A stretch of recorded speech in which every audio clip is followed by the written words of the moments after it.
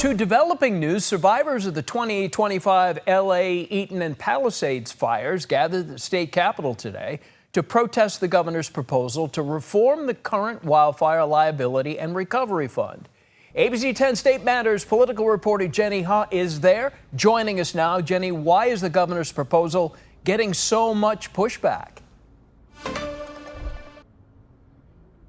Well, Wal, as you and I know, there's a bit of a time crunch here. It's the last week of the legislative session, and anything that is done after August 31st next Monday is technically a special session. So there's a bit of a rush by Governor Newsom and the Assembly and the Senate to draft a proposal and get it passed, but there is still no bill at this time. And so again, that is a bit of a time crunch. We only know the details of what Newsom is pushing at this time. Survivors are calling Newsom's proposal a utility bailout. Newsom is pushing for a cap on who can take from and how much they can take from the state's current pot of money on wildfire compensation. Currently, anyone can draw from that fund. It was created in 2019 by Newsom. Ratepayers and the three investor-owned utility companies have paid equally into it, and just last year the state allocated an additional $18 billion to keep that fund afloat. But Newsom says that status quo is not working, and he says his reform would help prioritize survivors and that these victims shouldn't have to compete with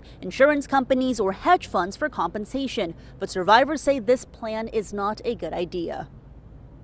Well, it's true that the governor's proposal is titled Survivors First. However, what it would actually do is take away rights from future fire survivors to ever recover.